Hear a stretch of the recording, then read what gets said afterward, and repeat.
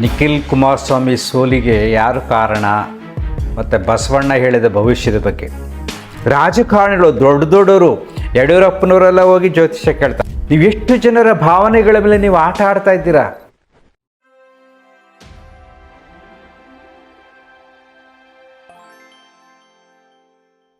ಒಂದು ರಾಜಕೀಯ ಭವಿಷ್ಯ ಉಜ್ವಲವಾಗಿರ್ತಕ್ಕಂಥದ್ದು ಎಂದು ಕಾಣಿಸ್ತಾ ಇದೆ. ಚನ್ನಪಟ್ಟಣದಲ್ಲಿ ಮೈತ್ರಿ ಅಭ್ಯರ್ಥಿ ನಿಖಿಲ್ ಕುಮಾರಸ್ವಾಮಿ ಅವರಿಗೆ ರಾಜಯೋಗ ಸಿಗುತ್ತೆ ಎನ್ನುವಂಥದ್ದು ತಾಳೆಗರಿ ಶಾಸ್ತ್ರದಲ್ಲಿ ಗೊತ್ತಾಗ್ತಾ ಇದೆ. ನಮಸ್ಕಾರ ಸ್ನೇಹಿತರೆ, ನಾನು ನಿನ್ನೆ ಒಂದು ವಿಡಿಯೋ ಮಾಡಾಕಿದ್ದೆ. ನಿಖಿಲ್ ಕುಮಾರಸ್ವಾಮಿ ಸೋಲಿಗೆ ಯಾರು ಕಾರಣ ಮತ್ತು ಬಸವಣ್ಣ ಹೇಳಿದ ಭವಿಷ್ಯದ ಬಗ್ಗೆ. ಆ ವಿಡಿಯೋ ನೋಡಿದ್ಮೇಲೆ ತುಂಬ ಜನ ನನಗೆ ಫೋನ್ ಮಾಡಿದ್ರು. ಹೇಗೆಲ್ಲ ನಡೆದಿದೆ ಅಂದರೆ, ಕೆಲವು ದೇವಸ್ಥಾನಗಳಲ್ಲಿ ಹೂ ಇಟ್ಟು ಜ್ಯೋತಿಷ್ಯ ಕೇಳ್ತಾರೆ. ಅದು ಮೊದಲೊಂದು ವಿಡಿಯೋ ಮಾಡಿದ್ದೆ, ಅದು ತುಂಬಗಳು ವಿಡಿಯೋಗಳಿದೆ. ಬಲಗಡೆ ಹೂ ಕೊಟ್ಟರೆ ಒಳ್ಳೆಯದಾಗತ್ತೆ ಅಂತ, ಎಡಗಡೆ ಹೂ ಕೊಟ್ಟರೆ ಕೆಟ್ಟದಾಗತ್ತೆ ಅಂತ. ಆ ರೀತಿ 4 ದೇವಸ್ಥಾನಗಳಲ್ಲಿ ಜ್ಯೋತಿಷ್ಯ ಕೇಳಿದಾರಂತೆ. 4 ದೇವಸ್ಥಾನಗಳಲ್ಲೂ ಕೂಡ ಬಲಗಡೆ ದೇವರು ಹೂ ಕೊಟ್ಟಿದೆ, ನಿಖಿಲ್ ಕುಮಾರಸ್ವಾಮಿ ಗೆಲ್ತಾರೆ ಅಂತ. ಆದರೆ ಈಗ ಸೋತಿದ್ದಾರೆ. ಈಗ ಇಲ್ಲಿ ನೀವು ಯೋಚನೆ ಮಾಡಿ ನೋಡಿ, ದೇವರು ಅಂತಕ್ಕಂಥ ಅಪಾರವಾದ ನಂಬಿಕೆಗೆ ಎಷ್ಟೊಂದು ದ್ರೋಹ ಮಾಡ್ತಾ ಇದ್ದಾರೆ ಅಲ್ಲಿರತಕ್ಕಂಥ ಅರ್ಚಕರು, ಪೂಜಾರಿಗಳು. ಮೋಸ ಅಲ್ವಾ ಇದು? ದೇವರೇ ಹೇಳಿರೋದು ಗೆಲ್ತಾರೆ ಅಂತ, ಮತ್ತು ಹೆಂಗೆ ಸೋತರು ಅಂದರೆ ದೇವರಂದ್ರೆ ಏನು? ನೀವು ಎಷ್ಟು ಜನರ ಭಾವನೆಗಳ ಮೇಲೆ ನೀವು ಆಟ ಆಡ್ತಾ ಇದ್ದೀರಾ? ನನಗೆ ಆಶ್ಚರ್ಯ, ಎಲ್ಲ ತುಂಬ ಜನ ಫೋನ್ ಮಾಡಿ ಹೇಳ್ತಾ ಇದ್ರು. ಇನ್ನು ಕೆಲವರು ಹೇಳ್ತಾರೆ, ಈ ಆಂಧ್ರದಲ್ಲಿರ್ತಕ್ಕಂಥ ಗಿಣಿ ಹತ್ರ ಯಾವುದೋ ತುಂಬ ಚೆನ್ನಾಗಿ ಜ್ಯೋತಿಷ್ ಹೇಳುತ್ತಂತೆ, ಅಲ್ಲಿ ಕೇಳ್ಕೊಂಬಂದಿದ್ದಾರಂತ ಹೋಗಿ. ಇನ್ನೊಬ್ರು ಹೇಳ್ತಾರೆ, ಹಿಂಗೆ ಬರೀತದಲ್ಲ, ಅದು ಒಂದು ಶಾರ್ಟ್ ಇದ್ರೆ ಹಾಕ್ತೀನಿ, ಒಂದು ವಿಡಿಯೋ ಫುಲ್ ಹಾಕೋಕ್ಕಾಗಲ್ಲ, ಒಂದು 5 ಸೆಕೆಂಡ್ಸ್. ಆ ಬರೆಯೋ ದೇವರು ಹಿಂಗೆ ಇಟ್ಕೊಂಡು ಅದು ಕೂಡ ಪಾಪ್ಯುಲರ್ ಆಗ್ತಾ ಇವೆ. ಚೌಡೇಶ್ವರಿ ದೇವಿ, ಇನ್ನೊಂದು ಯಾವ್ಯಾವ ದೇವಿಗಳು ಅಂತ ಈಗೆಲ್ಲ ತುಂಬ ಹಣ ಮಾಡ್ತಿದ್ದಾರೆ. ಹಿಂಗೆ ಹಿಡ್ಕೊಳ್ಳೋದು, ಜ್ಯೋತಿಷ್ಯ ಕೇಳೋದು, ಈ ಥರ ಎಲ್ಲ ಬರೆಯೋದು. ಅದು ಕೂಡ ನಿಖಿಲ್ ಗೆಲ್ತಾರೆ ಅಂತ ಹೇಳಿದ್ರಂತೆ. ಅದೇಂಗಪ್ಪ? ಆ ದೇವರು ಬಂದು ಅದು ಹಿಡ್ಕೊಂಡು ಹಿಂಗೆ ಬರೀಬೇಕಾದಾಗ, ಶಕ್ತಿಯನ್ನು ತೋರಿಸ್ಬೇಕಾದಾಗ ಅದು ಹೆಂಗೆ ಫೇಲ್ಯೂರ್ ಆಗುತ್ತೆ? ಹೂ ಕೊಟ್ಟ ದೇವರು ಹೆಂಗೆ ಫೇಲ್ಯೂರ್ ಮಾಡ್ತಾನೆ? ನೀವು ಈ ದಿಶೆಯಲ್ಲಿ ಚಿಂತನೆ ಮಾಡಬೇಕು ನೀವು. ಅಂದರೆ ಈ ಜನರು ಸಾಮಾನ್ಯ ಮನಸ್ಸುಗಳ ಮೇಲೆ ಮಾಡತಕ್ಕಂಥ ದೌರ್ಜನ್ಯಗಳು, ಮೋಸಗಳು, ಮೂಢನಂಬಿಕೆಗಳು, ಇದರಿಂದ ಹೊರಗಡೆ ಬನ್ನಿ. ಅದಕ್ಕೆ ನಾನು ಹೇಳ್ತಾ ಇರೋದು, ದೇವ್ರ ಪೂಜೆ ಮಾಡಬೇಡಿ ಅಂತ ನಾನು ಖಂಡಿತ ಹೇಳಲ್ಲ. ನಿಮ್ಮ ನಂಬಿಕೆ ಮನಃಶಾಂತಿಗೆ ಒಂದು ಅಗೋಚರವಾದ, ಒಂದು ಅದ್ಭುತವಾದ, ನನ್ನ ಮನಸ್ಸಿಗೆ ಅರ್ಥವಾಗದ ಶಕ್ತಿಯನ್ನು ನಾವು ನಂಬುತ್ತೀವಿ. ಯಾರೂ ಕೂಡ ದೇವ್ರು ಹಿಂಗೆ ಅಂತ ಹೇಳೋನು ಅವನು ಶತಮೂರ್ಖ. ಯಾರೂ ಜಡ್ಜ್ ಮಾಡೋಕ್ಕೆ ಸಾಧ್ಯನೇ ಇಲ್ಲ. ಅಂಥ ಅದ್ಭುತವಾದ ಶಕ್ತಿಯನ್ನು ಯಾರೂ ಜಡ್ಜ್ ಮಾಡೋಕ್ಕಾಗಲ್ಲ. ಆ ಶಕ್ತಿಯನ್ನು ನೀವು ನಂಬಿದ್ದೀರಾ, ನೀವು ಮನೇಲಿ ಪೂಜೆ ಮಾಡ್ಕೊಳ್ಳಿ. ಇಷ್ಟವಾದ ಹತ್ತಿರ ದೇವಸ್ಥಾನಕ್ಕೆ ಹೋಗಿ ಅಲ್ಲಿ ಪ್ರಾರ್ಥನೆ ಮಾಡಿ, ಪೂಜೆ ಮಾಡಿ, ತಪ್ಪಿಲ್ಲ. ಸೊ ದೇವಸ್ಥಾನಗಳಲ್ಲಿ ಮಾಡ್ತಕ್ಕಂಥ ಈ ಮೂರ್ಖತನಗಳಿದೆಯಲ್ಲ, ಹೂ ಬೀಳಿಸೋದು, ಹಿಂಗೆ ಹಿಡ್ಕೊಂಡು ಬರೆಯೋದು, ಮೈ ಮೇಲೆ ದೇವ್ರು ಬರೋದು, ವಾಹನದ ಮೇಲೆ ದೇವ್ರು ಬರೋದು, ಈ ಥರ ಮಾಡ್ತಕ್ಕಂಥ ಎಲ್ಲ ತಂತ್ರಗಳನ್ನು ನೀವು ನಂಬಬೇಡಿ. ಇದು ಜನಸಾಮಾನ್ಯರ ಮೇಲೆ ತುಂಬ ಅಗಾಧವಾದ ಪರಿಣಾಮ ಬೀರುತ್ತೆ. ಈಗ ಇದು ನಂಬಿಕೊಂಡು ಚನ್ನಪಟ್ಟಣದಲ್ಲಿ ಎಷ್ಟು ಜನ ಹಾಳಾಗಿದ್ದಾರೆ ಗೊತ್ತಿಲ್ಲ. ಬೆಟ್ಸ್ ಕಟ್ಟಿ ಅವ್ರ ಸಂಸಾರಗಳೆಲ್ಲ ಏನಾಗಬೇಕು, ಎಷ್ಟು ಜನಕ್ಕೆ ನೋವಾಗಿದೆ ಗೊತ್ತಿಲ್ಲ. ಒಬ್ಬ ಸಾಮಾನ್ಯ ಹುಡುಗ, ಒಬ್ಬ ಎಲೆಕ್ಟ್ರಿಷಿಯನ್ ಕೂಡ ಜ್ಯೋತಿಷ್ಯದ ಬಗ್ಗೆ ಎಷ್ಟು ಕ್ಯೂರಿಯಾಸಿಟಿ ಬೆಳೆಸ್ಕೊಂಡು ಎಲ್ಲ ತಿಳ್ಕೊಂಡಿದ್ದಾನೆ. ಆದರೂ ಅವ್ನು ಜ್ಯೋತಿಷಿ ಮನೆಗೆ ಹೋಗ್ತಾನೆ, ಆದರೆ ಅದನ್ನು ನಂಬ್ತಾ ಇಲ್ಲ. ಆಡಿಯೋ ಹಾಕ್ತೀನಿ, ನಿಮ್ಗೆ ಕೇಳಿದ್ನ.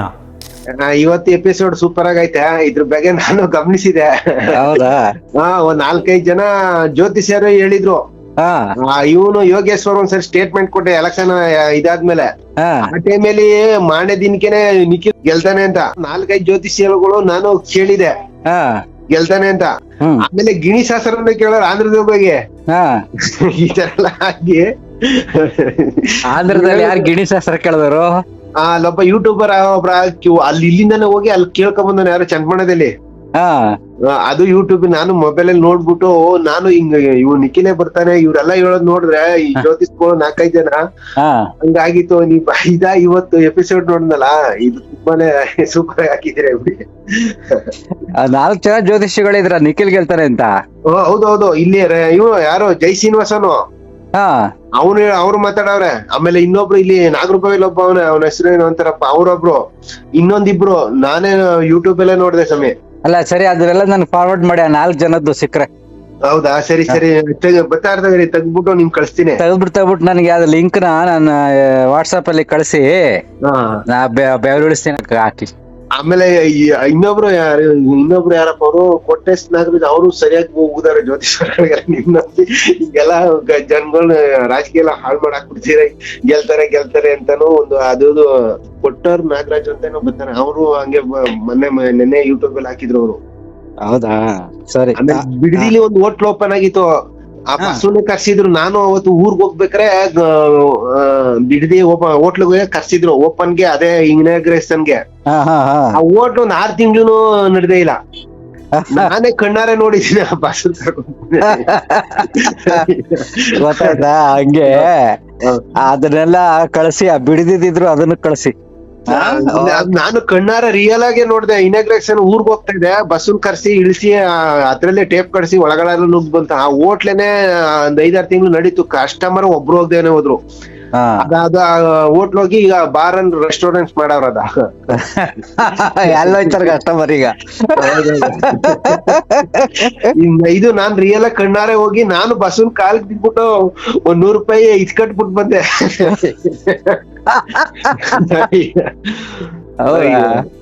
ಇದೆಲ್ಲ 100% ನೀವ್ ಹೇಳ್ತಾ ಇರೋದು ನಾನು ಎಲ್ಲ ಗಮನಿಸಿದ್ದೀನಿ ಸುಮಾರು.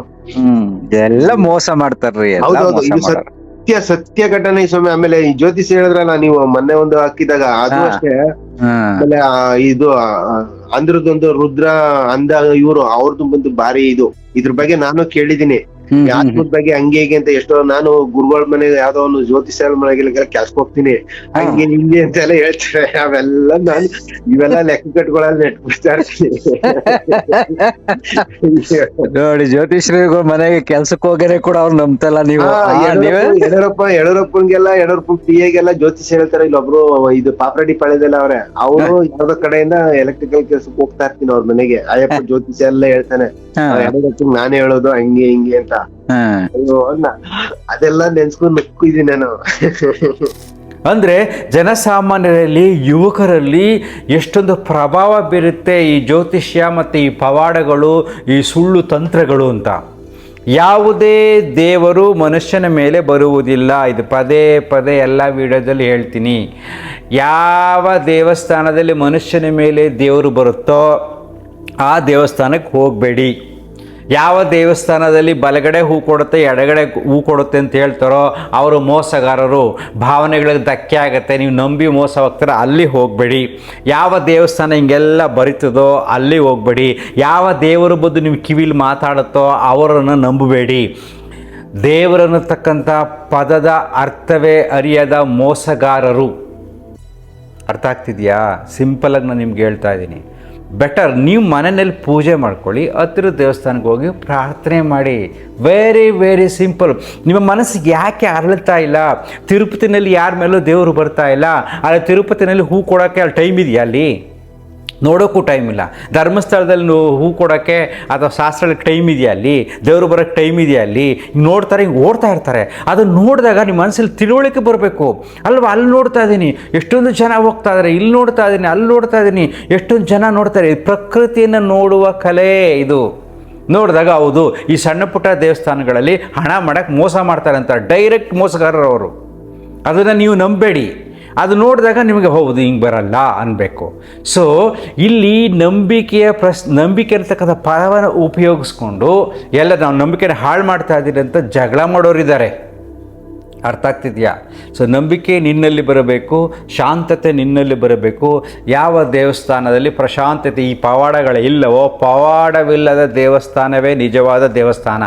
ಯಾವ ದೇವಸ್ಥಾನಗಳಲ್ಲಿ ಪವಾಡಗಳು ನಡೀತವೋ ಅದೇ ಮೋಸಗಾರರ ದೇವಸ್ಥಾನಗಳು. ಅರ್ಥ ಆಗ್ತಿದೆಯಾ? ಇದ್ರ ಬಗ್ಗೆ ಎಚ್ಚರಿಕೆ ವಹಿಸಿ ಸುಮ್ಮನೆ ಆಡಿಯೋ ಕೇಳಿ. ಒಬ್ಬ ಸಾಮಾನ್ಯ ಹುಡುಗನ ಮನಸ್ಸಿನಲ್ಲಿ ಯಾವ ರೀತಿಯಾದ ಜ್ಯೋತಿಷ್ಯದ ಬಗ್ಗೆ ನಂಬಿಕೆ ಇರುತ್ತೆ ಅಂತ. ರಾಜಕಾರಣಿಗಳು ದೊಡ್ಡವರು, ಯಡಿಯೂರಪ್ಪನವರೆಲ್ಲ ಹೋಗಿ ಜ್ಯೋತಿಷ್ಯ ಕೇಳ್ತಾರೆ. ಅದನ್ನು ಗೊತ್ತುಬಿಡಿ, ಎಲ್ಲ ಟಿ ವಿನಲ್ಲಿ ಬರ್ತಾ ಇರ್ತಾರೆ. ಯಡಿಯೂರಪ್ಪನವರು ಕೇಳ್ತಾರೆ, ಅದ್ರ ಬಗ್ಗೆ ಟಿ ವಿನಲ್ಲಿ ಬಂದಿದೆ. ಎಲ್ಲ ಮುಖ್ಯಮಂತ್ರಿಗಳಾಗಬೇಕು ಅನ್ನೋರೆಲ್ಲ ಜ್ಯೋತಿಷ್ಯ ಕೇಳ್ತಾರೆ. ಸೊ ಅವರು ರಾಜಕಾರಣಿಗಳು ಆಲ್ಮೋಸ್ಟ್ ಎಲ್ಲರೂ ಕೇಳ್ತಾರೆ. ಆದರೆ ಬರೀ ಜ್ಯೋತಿಷ್ಯ ನಂಬಿ ಸುಮ್ಮನೆ ಇರೋದಿಲ್ಲ. ಎಲ್ಲ ಹೋಮ ಹವನಗಳು ಪೂಜೆಗಳು ಎಲ್ಲವನ್ನು ಮಾಡ್ತಾರೆ, ಸುಮ್ಮನೆ ಇರೋದಿಲ್ಲ. ಏನೇನು ಮಾಡಬೇಕೋ, ಯಾರ್ಯಾರಿಗೆ ಏನೇನು ಕೊಡಬೇಕೋ ಎಲ್ಲವನ್ನು ಮಾಡ್ತಾರೆ. ಅರ್ಥ ಆಗ್ತಿದೆಯಾ? ಅವೆಲ್ಲವನ್ನು ಮಾಡದೆ ಬರೀ ಭಗವಂತನೇ ನಂಬಿಕೊಂಡು, ಜ್ಯೋತಿಷ್ಯ ನಂಬಿಕೊಂಡು ಸುಮ್ಮನೆ ಓಟ್ ಕೇಳಿ ನೋಡೋಣ, ಆಗದೇ ಇಲ್ಲ. ಅವೆಲ್ಲ ದುರ್ಬಲ ಮನಸ್ಸಿನ ಸ್ಥಿತಿ, ದುರಾಸೆಯ ಮನಸ್ಸಿನ ಸ್ಥಿತಿಗಳು, ಸತ್ಯದ ಅರಿವಿಲ್ಲದ ಮನಸ್ಸಿನ ಸ್ಥಿತಿಗಳು. ಇದನ್ನೆಲ್ಲ ನೋಡಿ ಸಾಮಾನ್ಯರು ಮೂರ್ಖರಾಗಬೇಡಿ. ಮನಸ್ಸನ್ನು ಶಾಂತವಾಗಿ ಇಟ್ಕೊಳ್ಳಿ. ಅದೇ ನನ್ನ ಉದ್ದೇಶ ಅಲ್ವಾ? Thank you.